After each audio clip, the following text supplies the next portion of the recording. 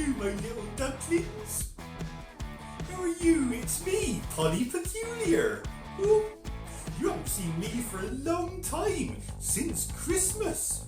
Oh, you poor things. Still, I'm here now. Do you like my hair, by the way?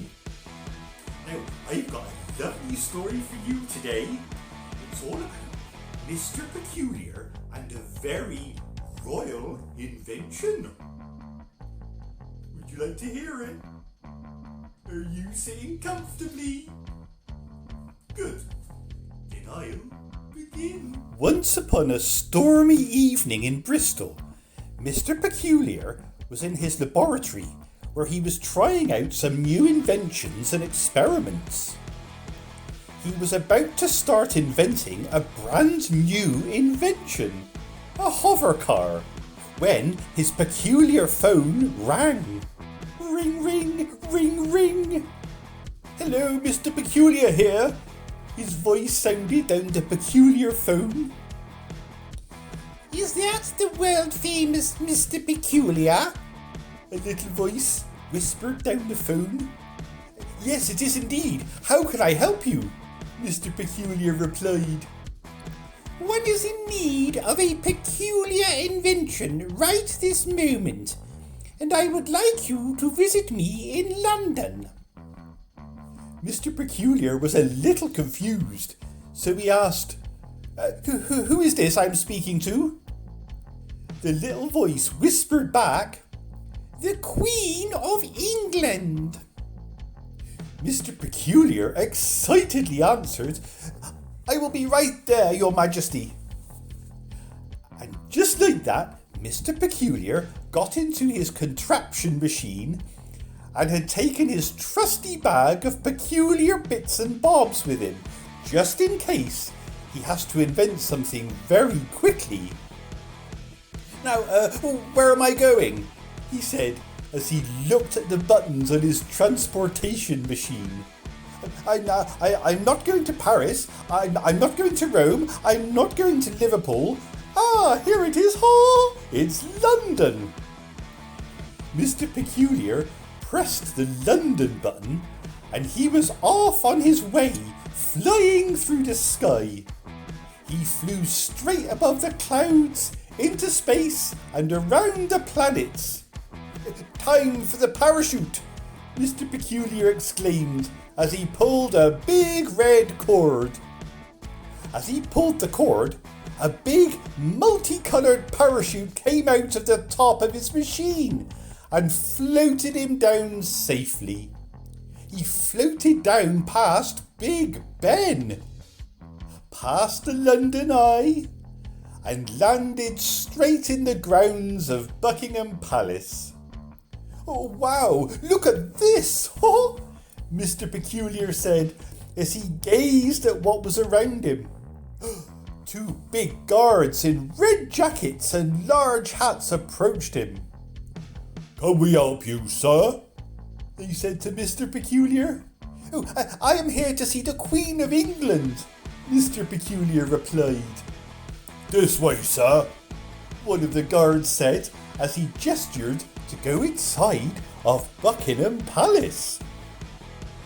As Mr. Peculiar walked up the big stairway, he saw a small figure in the distance. He saw a big red cloak wrapped around this small figure with a large crown sitting on some curly hair. Ew, you must be Mr. Peculiar, the figure said as they approached Mr. Peculiar. Your Majesty, I am so pleased to meet you. One is pleased to be in the company of Mr. Peculiar too. Now, I have a little royal problem. No, it's not the corgis. I am in need of a machine to help me beat all of this London traffic.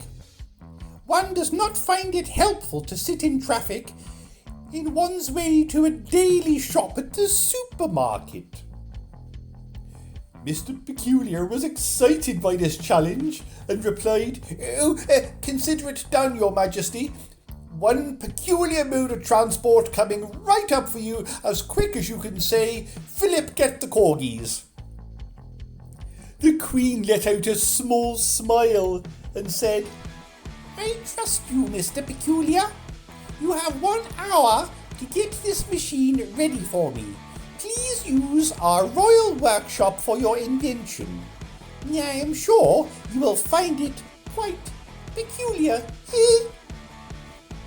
And just like that, the Queen disappeared and left Mr. Peculiar to get on with the work on his royal invention.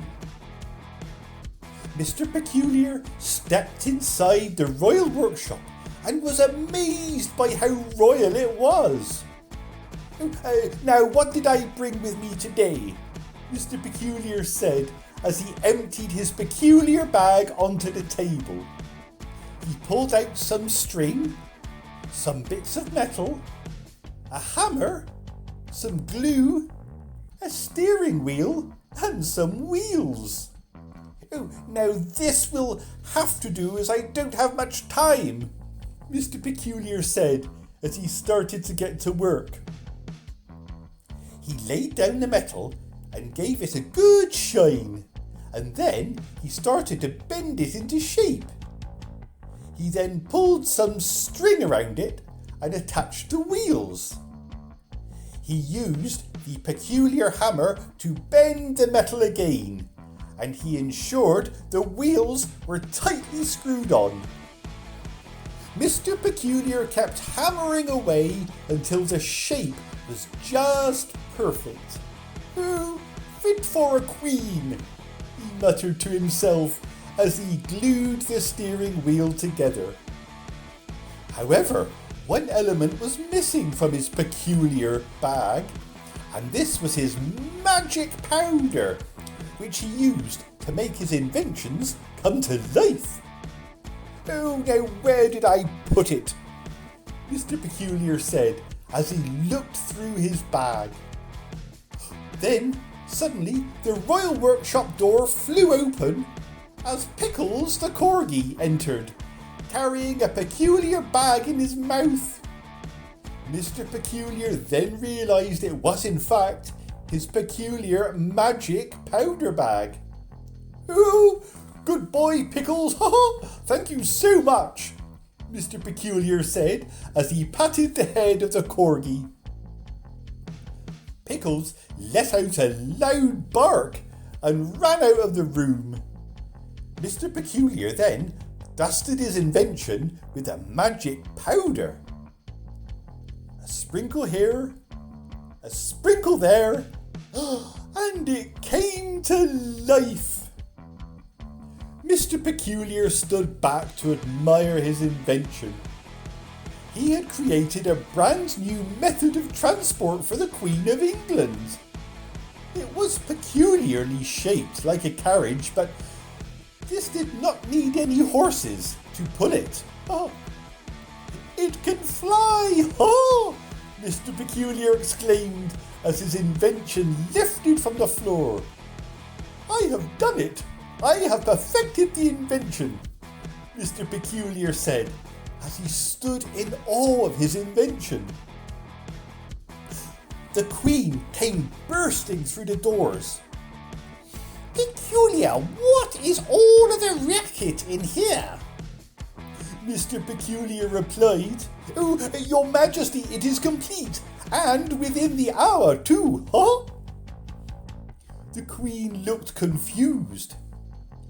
Sorry, Mr. Peculiar, but where is it? I do not see any sort of invention in here at all. Mr. Peculiar pointed to the ceiling, and the Queen started to smile. Oh, now that is really peculiar. A flying carriage for me to get around London. You are truly the best, Mr. Peculiar, the Queen said. Does one want to go for a quick drive? Mr. Peculiar asked as he lowered the Queen's new invention. One would certainly love to, Mr. Peculiar, the Queen replied as she jumped straight in. One question, how do I drive it? Mr. Peculiar replied, you need to sprinkle some of this and you will be off. As he threw his bag of magic powder. The Queen sprinkled some of the dust and she was off, straight through the roof of Buckingham Palace and over the skies of London.